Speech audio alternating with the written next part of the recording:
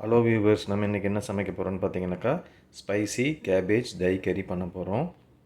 இதுக்கு பார்த்தீங்கன்னா நான் கோஸ் கொஞ்சம் எடுத்திருக்கேன், ஒரு வெங்காயம், ஒரு தக்காளி, 3 பச்சை மிளகா, தயிர் எடுத்திருக்கேன். இப்போ பாருங்கள், நான் கோஸை பொடி பொடியாக கட் பண்ணி எடுத்துக்கிட்டேன், வெங்காயமும் பொடி பொடியாக கட் பண்ணி எடுத்துக்கிட்டேன், தக்காளியும் நறுக்கி வச்சுருக்கேன், பச்சை மிளகாவை பொடி பொடியாக கட் பண்ணியிருக்கேன், தயிர் ரெடியாக இருக்குது. அடுத்து என்ன பண்ணுறதுன்னு பார்ப்போம். பாருங்கள், தவாவில் கொஞ்சம் எண்ணெய் ஊற்றிருக்கேன், எண்ணெய் காஞ்சிடுச்சு. இப்போ கடுகு, உடச்ச உளுந்து, ஜீரகம் இதை ஆட் பண்ணிக்கிறேன்.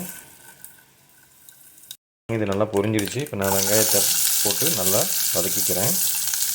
கொஞ்சம் வதங்கிட்டு வரும்போதே நான் பச்சை மிளகாவையும் இதில் போட்டு வதக்கிறேன். இப்போ பாருங்கள், வெங்காயம் நல்லா வதங்கிடுச்சு. இப்போ நான் கோஸை போட்டு நல்லா வதக்கிக்கிறேன். இப்போ பாருங்கள், கோஸ் போட்டு நல்லா வதக்கிட்டு இருக்கோம். இப்போ கொஞ்சம் மசாலாவை ஆட் பண்ணிப்போம்.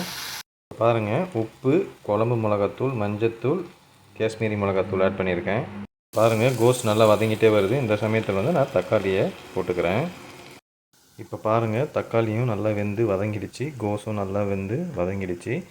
இப்போ நம்ம இதை கொஞ்சம் ஆற வச்சுட்டு அதுக்கப்புறம் தயிர் கூட சேர்த்து இதை கலந்துடலாம். இப்போ பாருங்கள், இது நல்லா ஆறிடுச்சு. இப்போ நான் தயிர் சேர்த்துக்க போகிறேன். இப்போ பாருங்கள், நான் தயிர் சேர்த்துருக்கேன். இப்போ நல்லா கலரி விட்டுக்கிறேன்.